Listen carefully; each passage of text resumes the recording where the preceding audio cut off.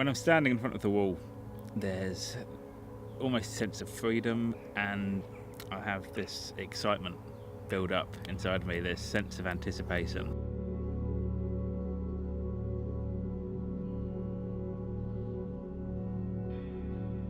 There's almost a sense of purpose that comes with a degree of nervousness, and I think that's natural, and I think that ought to be there, but it feels like home, and that's the key thing. It feels like where I ought to be.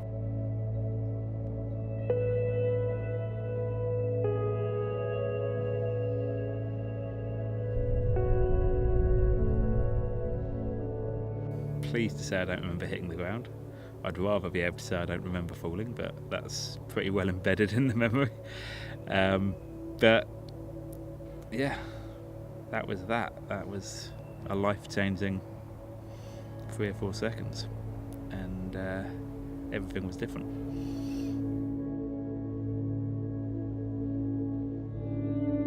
Part of the job, you've got huge amounts of equipment that needs maintaining. For me, as senior instructor, that was doing the high-level work. And one of the activities we had on the tower was what was called a parafan. It's a simulated parachute jump. The cable needed replacing, so I went to replace it, which has been done many times, and I was very comfortable doing the job.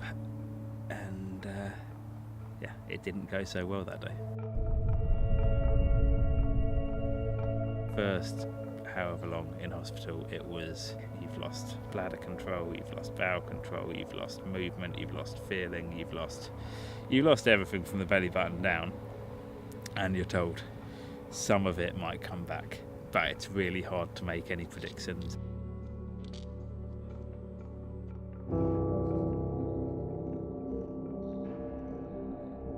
I had these moments of huge optimism. I remember telling my wife that, my fiance at the time, we were engaged to get married about 6 months later, and the date was set. If it's humanly possible, I'm going to be walking down the aisle with you. I was exhausted, but very happy that I'd done it. There was a massive sense of achievement that I did it, which was fantastic. It was very symbolic of, okay, hospital's over, and it was satisfying. Because I had an accident at work, I actually had to sue my employer, who then had to counter-sue the cable company for the damage, which, it had a whole lot of potential to be awkward. When you're paraplegic, you're in a wheelchair, the back had to be the focus. The back was always going to be the focus, and rightly so. But as I got onto my feet, we started to realise just how smashed up the ankle had been, and so ultimately I just made the decision to have a below-knee amputation. Because I wasn't concerned about cash, I was able to go, you know what, I'm making me the focus for as long as it takes. It was after I'd walked out of Roehampton on the prosthesis that I was like, I want to climb again. I want to see what I can do. It may be that I'll never reach a standard where I can compete, and it will just be a hobby, but it's really fun to dream. I am now a father of 2, which is wonderful. We've got 2 little boys between us.